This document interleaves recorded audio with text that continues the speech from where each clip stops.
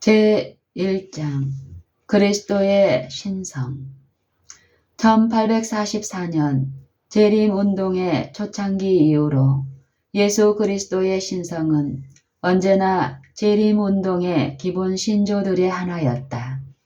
1872년 처음으로 그리고 그 후 여러 차례에 걸쳐 규정되었던 그리스도의 신성은 1980년에 대총회 기간에 다음과 같은 개념으로 재명시되었다.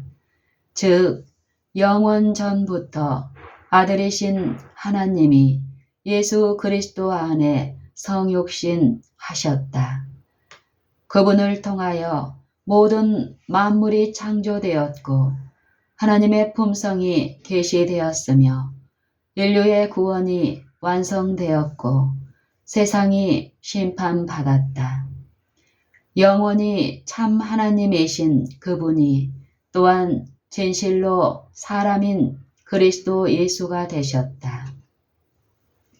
이것은 재림운동의 초기에 예수의 신성에 관하여 다양한 견해를 갖지 않았다는 것을 의미하는 것은 아니다. 1844년에 재림운동에 가담한 목사들 중에 38명은 삼위일체를 믿었고 다른 5명은 반아리아니즘을 믿었는데 이들은 제임스 화이트, 조셉 베이츠, 우라이아 스미스, 그 후에 조셉 H. 와그너 등이며 이들 모두가 새로운 신앙의 기둥들이었다. 이들 가운데 어떤 사람들은 크리스천 커넥션 교파에서 나왔는데 성부와 성자의 동등성을 부인하는 단체였다. 이들은 그리스도의 신성을 부인하거나 혹은 하늘과 땅의 창조주 되심과 하나님의 아들이며 주님이신 동시에 구원자이심을 믿지 아니한 것이 아니라 아들과 아버지라는 말의 의미에 대하여 논란을 벌였으며 그 아들은 까마득한 과거 어느 시점엔가 시작이 있었다는 반아리안주의를 지지했다.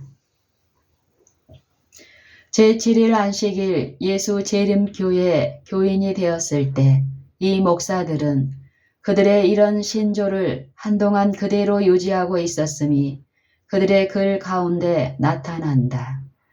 그러한 표적들이 별 논란 없이 점진적으로 좌치를 감추게 되었다. 이러한 논쟁은 새로운 진보상의 연합을 위태롭게 할 수도 있었을 것이지만 그 선구자들은 저들의 다양한 의견들을 공개적으로 발표하고 기도의 정신으로 토의하며 하나님의 말씀을 열심히 연구함으로써 해결책을 찾아냈다. 제임스 화이트.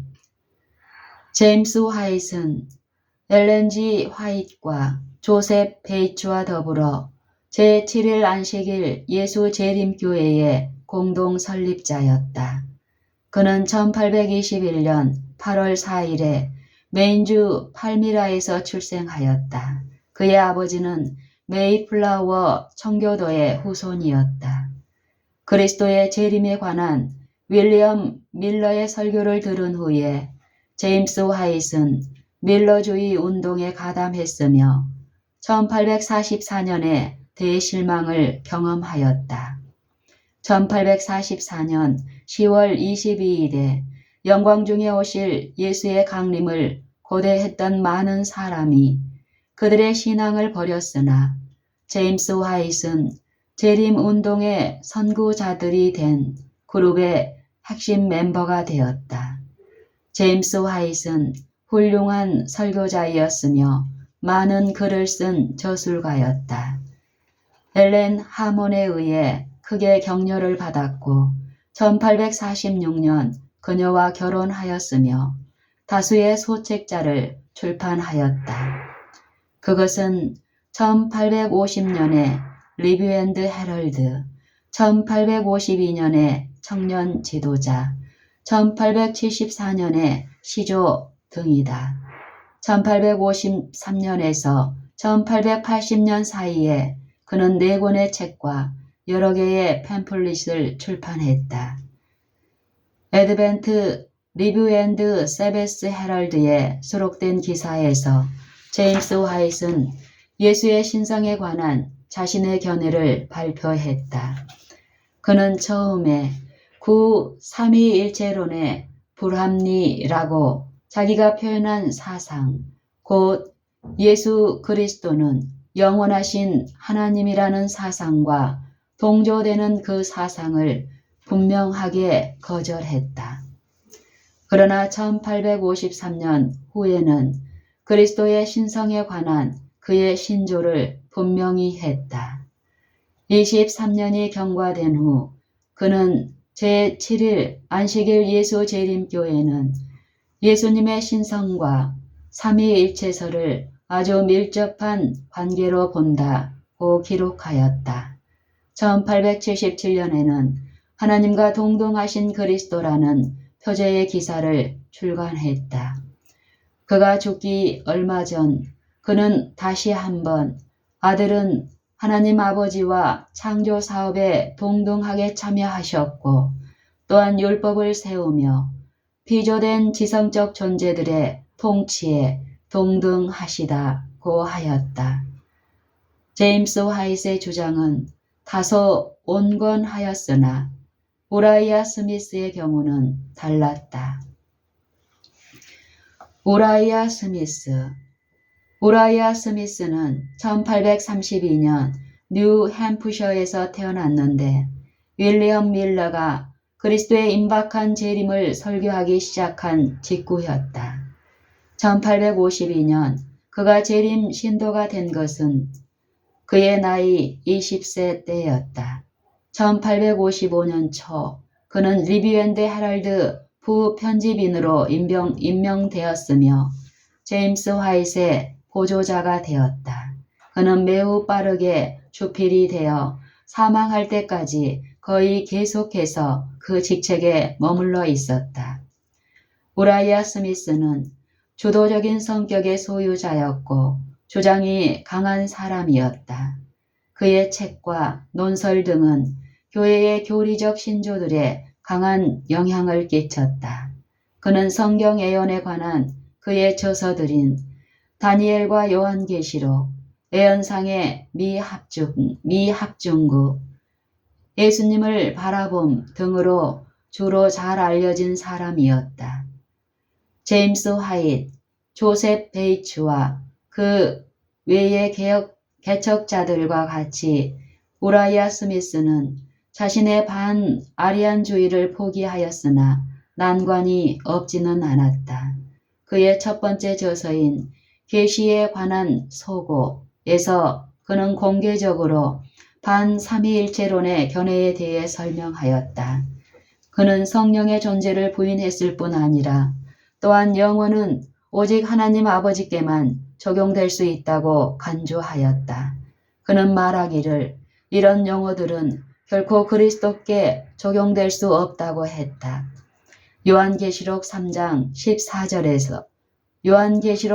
14절에 대해 주석하면서 우라이아 스미스는 그리스도를 창조 사업에 있어 시작한 창조자가 아니라 처음 창조된 피조물로 인식하였다. 그 직후에 그는 반삼위일체론에서 조금 물러섰다. 1882년 다니엘과 요한계시록을 출판하면서 요한복음 3장 16절에 독생자는 창조된 존재로 그 의미를 거의 적용하였다. 1898년에 그의 마지막 저서인 예수를 바라보면서 우라이아 스미스는 그리스도에 대해 피조물이란 자신의 사상을 포기하였다. 그렇지만 그는 어느 시점엔가 예수는 나타나신 바 된 분이며 따라서 시작이 있는 분으로 나타내었다. 하나님만이 시작이 없는 분이시다. 시작이 있을 수 있는 최초의 지점이 까마득하기 때문에 유한한 인간에겐 영원한 때로 그 때의 말씀이 나타났다. 태초에 말씀이 계시니라. 이 말씀이 하나님과 함께 계셨으니 말씀은 곧 하나님이시라. 요한복음 1장 1절. 이 피조되지 않은 말씀은 실존적 존재이었고 때가 참에 육신이 되어 우리 가운데 거하셨다. 그분의 시작은 우주 안에서 어느 다른 존재와도 같지 않았다. 성육신 전에 그리스도의 위치에 대하여 말할 때에 스미스는 아버지와 동등했다. 그러나 그리스도가 실질적 인물로 현장에 출연하게 된 이후에 창조 사업이 성취되었다고 했다. 그 다음에 다음과 같은 기묘한 설명이 나타난다. 아들과 더불어 신성은 비롯되고 마무리되었다. 다시 말하면 스미스는 그리스도가 창조된 것이 아니라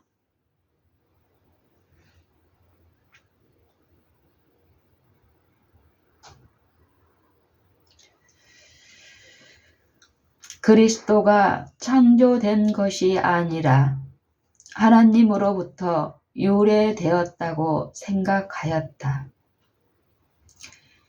이 관점은 조셉 H. 와그너에 의해서도 계승되었다. 조셉 H. 와그너. 조셉 와그너는 반아리안주의의 열성적 옹호자였으며 특별히 그리스도의 신성에 관련되는 문제에 대해서는 더 그러했다. 그도 역시 삼위일체설에 반대했고 성령은 단순히 한 비인격적인 가마일 뿐이라고 생각하였다. 와그너는 크리스천 커넥션 교파에 속했던 것 같지는 않다. 그러나 이 견해들은 당시에 여러 교단이 동일하게 생각했던 것이다. 재림운동이 무르익어 갈 때 그는 침례교회의 일원이었고 위스콘신주의 잡지사의 부편집인으로 고용되었지만 재림운동에 가담하지는 않았다. 그러나 그 후 재림운동에 가담하여 매우 신속히 재림운동의 선구자로서 그 자리를 굳혔으며 매우 영향력 있는 직임을 받았으니 곧 제임스 화이트 후임으로 시조지의 편집인이 되었다. 그 후 그는 아메리칸 센티널지를 발간하였는데 이것이 바로 패시픽 건강저널이 된 것이다. 그는 1868년에 속죄, 1886년에 에덴에서 에덴으로를 포함한 여러 책들을 저술하였다. 조셉 H. 와그너는 자신의 건강상 질병 때문에 1888년 미네아폴리스 대총회에 참석할 수가 없었다. 1889년 그는 사망하였다. 예수의 신성에 관한 문제는 1888년 대총회 시 토의 사항이 되었다. 이때 그의 아들인 엘리엇 J. 와그너는 교회 내에 잠재해 있던 반아리안주의를 마지막으로 반박하였으며 마침내는 예수 그리스도의 온전하고도 완전한 속성을 정립하는 데 필요한 성서적 기초를 세워놓았다. 엘리엇 J. 와그너. 엘리엇 J. 와그너는 예수 그리스도의 신성과 인성 문제에 연관된 체계적 그리스도론을 발표한 최초의 재림교 신학자였다. 엘리엇 J. 와그너는 예수 그리스도의 신성과 인성 문제에 연관된 체계적 그리스도론을 발표한 최초의 재림교 신학자였다. 그는 위스콘신주 바라부에서 출생한 후 미시간주 배틀크릭 대학에서 공부하였다. 그는 뉴욕주에 있는 벨레뷰 의과대학에서 공부한 후 의사가 되었다. 그는 배틀크릭 위생병원에서 첫 근무를 시작하였다.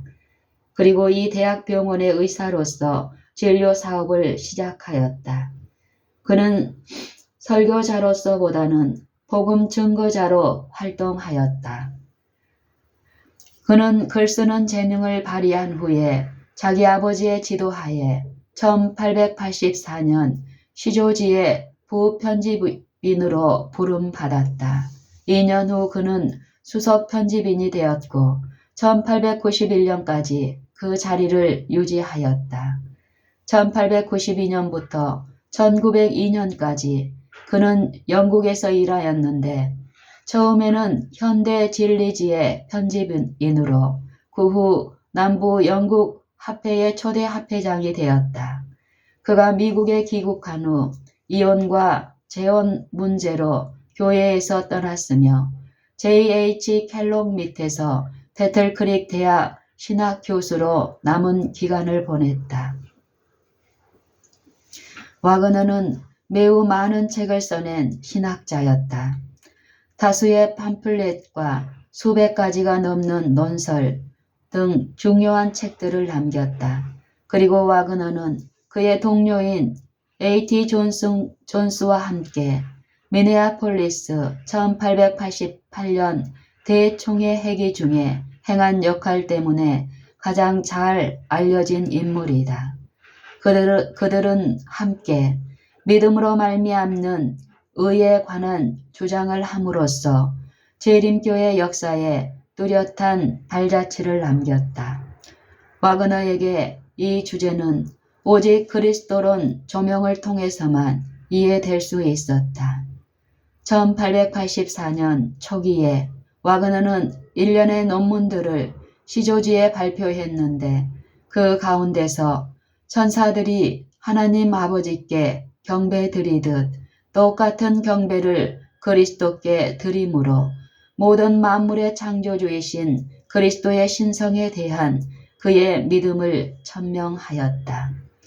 하나님은 당신의 독생자를 주셨는데 이는 사람으로 영생을 얻게 하려 하심이며 만물이 그에 의해 지은 바 되었으며 천사들이 하나님께 순종하듯 동일한 경외심을 가지고 그분께 예배드린다.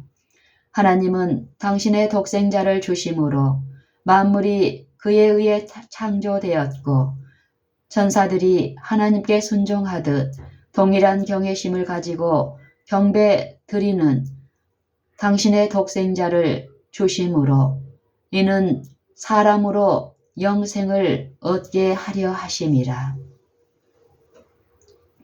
1888년 미네아폴리스 대총회 기간에 와그너는 총회 기간 동안 신학 논제가 된 그리스도의 신성에 대해 연속적으로 발표하였다. 그는 발표한 것에 대해 어떤 기록도 남기지 않았으나 총회가 끝난 직후 동일한 주제에 대한 논문을 4번에 걸쳐 연속해서 출판하였다. 이 출판물의 의미는 이것들이 그가 총회 시 발표한 주제에 관한 것이라는 점이다. 이 논문들은 또한 그 다음 해인 1890년에 출간된 그리스도 그의 의라는 책의 첫 4부분에서 발견된다. 이 책은 와그너의 그리스도론의 가장 지배적인 사상을 포함한다. 그 당시에 교회의 여러 지도자들은 아직도 그리스도의 신성에 관해서 반아리안 사상이나 혹은 양자설의 개념을 마음에 품고 있었다. 이런 상황 아래서 그리스도는 하나님이신가? 라는 문제를 와그너가 취급함에 따라서 그 문제의 심각성이 야기되었다. 그리스도가 진실로 하나님이셨다는 사실을 증거하기 위해 와그너는 그가 하나님이라 호칭되는 많은 성경 구절들을 인용하였다. 아직도 이런 관점을 부인하는 사람들을 돕기 위해 그는 하나님이란 이름이 어떤 위대한 업적의 결과로 그리스도에게 주어진 것이 아니라 상속에 의해 스스로 그분의 것이다. 그리스도는 하나님의 영광을 나타내는 형상이다. 스스로 계시는 하나님의 아들로서 신적인 모든 속성을 지니고 계시다고 하였다. 히브리서 1장 3절. 그리스도가 하나님이셨다는 사실을 그리스도 자신이 가장 분명하게 가르치셨다. 요한복음 14장 8절, 9장 요한복음 14장 8절 9절, 10장 33절, 8장 58절. 와그너는 골로새서 1장 19절에 있는 바울의 말의 중요성을 강조하였다. 아버지께서는 모든 충만으로 예수 안에 거하게 하시고 골로새서 2장 9절에서는 신성의 모든 충만이 육체로 거하신다는 이 사실을 가장 확실하고도 모호하지 않은 증거로 발표하였다. 15번이나 이 개념을 반복하여 드러냈다. 예수 그리스도는 하나님이라고 말하는 것으로 충분치 않다. 사도들은 그리스도를 창조주로 묘사하였다.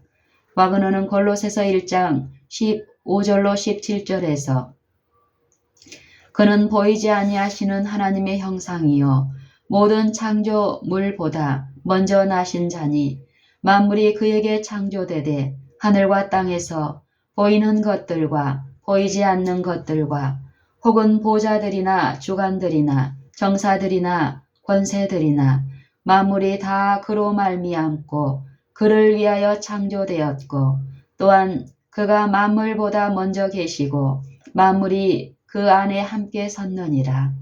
히브리서 1장 8절로 10절은 하나님 아버지께서 친히 아들에게 말씀하시기를 하나님이여 주의 보좌가 영영하며 주의 나라의 홀은 공평한 홀이니이다. 주여 태초에 땅의 기초를 두셨으며 하늘도 주의 손으로 지으신 바라. 그러면 누가 감히 그리스도의 신성과 그가 만물의 창조주란 사실을 부인할 수 있는가? 많은 사람이 주장하듯 요한계시록 3장 14절에 근거해 그리스도는 피조물이라고 하는 것은 그의 신성을 부인하기 위한 것에 불과하다. 이것은 바울이 그리스도는 모든 창조물보다 먼저 나신 자라고 선언할 때에 바울의 표현에 의거해 말할 때도 마찬가지다. 골로새서 1장 15절. 와그너는 또한 관찰하기를 그분은 창조주이시며 피조물이 아니라는 사실을 분명하게 보여준다. 그러나 와그너까지도 과거 어느 시점에 그리스도가 출현하셨고 하나님으로부터 오셨으며 아버지의 품으로부터 나오셨으나 그 시간은 너무 아득한 영원전의 과거라 유한한 이해력을 가지고는 실제로 시작이 없다고 할 그런 때였다고 믿은 것이다. 요한복음 8장 42절, 1장 18절. 마지막으로 와그너는 강조하기를 그분은 하나님의 독생자이시므로 하나님의 본질과 본성 그 자체이시며 출생과 동시에 하나님의 모든 속성들을 보유하신다. 그는 자신의 권리 가운데 불멸을 소유하고 타인에게 불멸을 수여할 수 있음을 강조하였다. 이 점이 와그너가 그는 여호와 곧 스스로 있는 자라고 정당하게 부를 수 있다고 결론 지은 이유이다. 그리스도는 본래부터 하나님과 똑같은 본질이시고 스스로 자신 안에 생명을 지녔다는 와그너의 견해는 미네아폴리스 총회 때 대표자들의 시야에 새로운 시각으로 나타났다. 그리스도의 신성에 관한 그의 입장은 많은 대표자들에 의해 반대를 받은 요인이 되었다. 그는 그리스도께서 하나님의 본질이심을 확실히 느꼈다. 왜냐하면 그리스도 안에 있는 하나님의 생명만이 그를 의롭게 하여 은혜로 구원할 능력이 있기 때문이다. 이 요점에 관한 와그너의 공언은 그리스도의 인성에 관한 것과 함께 결정적인 것이었다. 프롬은 이 사실을 바르게 인식시킨다. 1888년에 와그너는 그 후에 출판된 엘렌 G. 화이트의 많은 기사들의 도움이 없이도 선구적 역할을 하고 있었다. 그리스도의 영원한 선제성에 관해서뿐 아니라 그분의 개별적 자존성, 그리고 그분의 무한성, 동등성과 무소부조에 관해서도 그러했다. 엘렌 G. 화이트는 자신이 와그너의 말을 들은 후에 발표하기를 예수 그리스도 안에 거하시는 하나님의 충만하심이 그 아름다움과 사랑스러움으로 우리 앞에 제시되었다고 하였다. 엘렌 G. 화이트는 하나님께서 회중 가운데 역사하심을 나타내었다. 와그너의 해석은 그가 그때까지 항상 믿어왔고 자신의 저서 가운데서 진술해 왔던 것에 대한 신학적인 논증이었다. 엘렌 G. 화이트 감리교회의 신앙 가운데 성장한 엘렌 G. 화이트에겐 그리스도의 신성과 그분의 선제성 그리고 아버지와의 동등하심을 취급함에 별 문제가 없었다. 삼위일체의 교리를 궁극적으로 확립시킨 것은 그녀와 그의 저술에 크게 힘입었다. 신학적 복합성에 참여하지 않고 그녀는 과거의 그리스도론 논쟁의 함정에 빠지는 것을 피하였다. 그와 같이 그녀는 그리스도의 인격에 대한 잘못된 의견을 가졌던 친밀한 동역자들과 직접적 논쟁에 결코 참여하지 않았다. 메인주 골햄에서 1827년 11월 26일에 출생한 엘렌 G. 화이트는 하나님을 경외하는 가정에서 성장했다. 12세 때 물에 잠그는 침례를 받고 감리교인이 되었다. 그리스도의 임박한 재림에 대한 윌리엄 밀러의 설교를 들은 후 전 가족이 밀러파 재림운동에 합류하여 1844년 10월 22일에 대실망을 경험하였다. 1844년 12월 이 사건에 의해 여전히 지쳐 있을 때 기도 모임 가운데서 엘렌은 그의 첫 번째 계시를 경험하였다. 시간이 흐르면서 주님은 그녀에게 꿈과 계시 가운데서 말씀하시며 예언의 선물을 주셨다. 주의 사자로서 그녀는 교회의 중심부에 상담자로서 봉사하였다. 1846년 8월 그녀는 제임스 화이트와 결혼하고 재림운동의 기둥과 같은 역할을 하며 봉사하였다. 우리는 주님께서 엘렌 G. 화이트를 사용하심으로 소수의 재림교회 집단을 그 맨 처음 시작부터 인도하여 하나님의 말씀인 성경과 성경을 통하여 예수 그리스도께로 이끌어 주신 놀라운 방법에 대하여 아무리 강조한다 해도 지나칠 수 없다.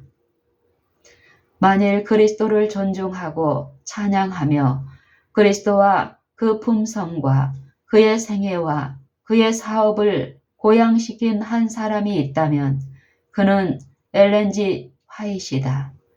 이것을 확인하기를 원한다면 그리스도의 생애와 가르침에 대한 그녀의 저술들을 읽을 것이다. 과연 그녀의 저서는 하나님의 아들이 중심 주제를 이루고 있다. 미네아폴리스에서 엘렌 G. 화이트는 그리스도의 신성과 믿음으로 말미암는 의, 갈라디아서의 율법 등의 주제에 관하여 대표자들에게 직면한 문제를 해결하기 위하여 와그너에 의해 권장되었던 오직 성경만으로의 원칙을 존중하였다. 그녀는 그 주제에 관하여 J.H. 와그너에게 써보냈던 그 원고를 찾을 수 없었다. 그래서 그녀는 이것이 아마도 하나님의 뜻이었는지도 모른다고 의미 있는 말을 하였다. 하나님은 이 가운데 한 목적을 갖고 계시다. 그분은 우리로 하여금 성경으로 돌아가서 성서적인 증거를 갖기를 원하신다. 더 깊은 말씀 연구에 대한 촉구란 제목 하에 그녀가 행한 마지막 담화 가운데 엘렌 G. 화이트는 와그너 자신의 연구 방법을 본보기로 제시하였다. 와그너 박사는 이라고 서두로 그녀는 말하기를 자신의 견해를 분명하고 솔직한 방법으로 그리스도인답게 제시하였다. 만일 그가 오류 가운데 있다면 여러분들은 조용하고 이성적이며 그리스도인 태도로서 그가 어디에서 성경의 교훈과 부조화를 이루는지를 하나님의 말씀에서 찾아 그에게 보여주도록 할 것이다. 우리의 성경을 가지고 겸손히 기도하며 가르침을 받고자 하는 정신으로 말씀의 위대한 교사 앞에 나와야 한다. 진리는 예수 안에 있는 그대로 제시되어야 한다. 하나님의 말씀을 읽는 그대로 존중하는 모든 사람과 그들의 능력에 최선을 다하여 하나님 뜻대로 행하는 모든 사람은 그 교리가 하나님께로부터 온 것임을 알게 될 것이다. 라고 하였다. 엘렌 G. 화이트는 시초부터 이 방법을 따랐기 때문에 결코 그리스도의 신성을 이해하는 데 어려움이 없었다. 그녀는 그리스도와 하나님의 동등성을 단언하였다.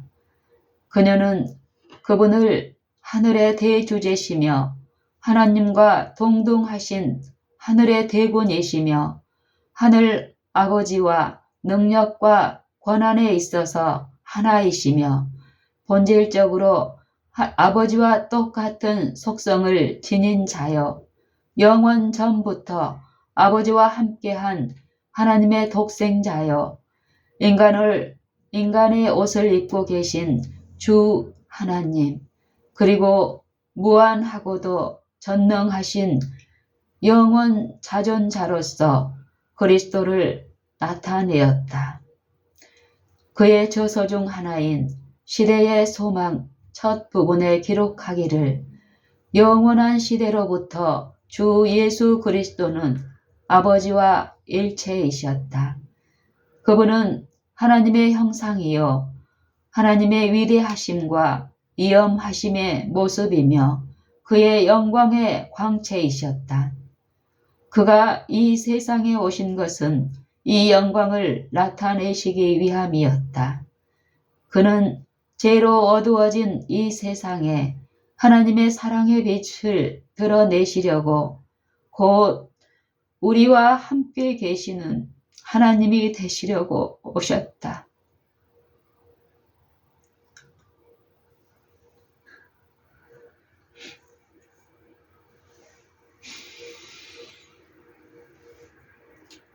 더욱 더 명료하게 지적하여 말하기를 그리스도에게는 최초부터 있고 빌려오지 않고 다른 곳에서 파생되지 않는 생명이 있다. 그리스도의 신성은 믿는 자에게 영생에 대한 보증이다. 1900년에 출판된 한 기사에서 그리스도는 스스로 계신 자존적 하나님의 아들이시다. 그의 선제성에 관해 말하자면 그리스도는 날짜를 셀 수 없는 시대 속으로 생각을 끌고 들어간다. 그분은 결코 영원한 하나님과 밀접한 친교 가운데 있지 않았던 때가 없었다. 그리스도는 유대인들이 그분의 음성을 듣고 있었던 당시에도 하나님과 동행하던 분이다. 같은 맥락에서 1906년 4월 5일자 또 다른 기사에서 엘렌 G. 화이트는 최종적으로 언급하였는데 이것이 그리스도의 신성 문제에 대한 재림교회의 공식 신조가 되었다. 그리스도는 가장 고차원적인 의미에서 본질적으로 하나님이셨다. 그는 무한한 영광으로부터 하나님과 같이 계셨고 분명한 인격적 개체이면서 아버지와 하나이셨다. 엘렌 G. 화이트의 영향은 교회 지도층 중 일부 사람들에게 남아있던 세미 아리안 신조들의 잔재를 없이 하는데 결정적인 도움이 되었다. 그는 엘리엇 J. 와그너, 윌리엄 프레스캇, 그리고 아더 G. 다니엘스로부터 지지를 받았다.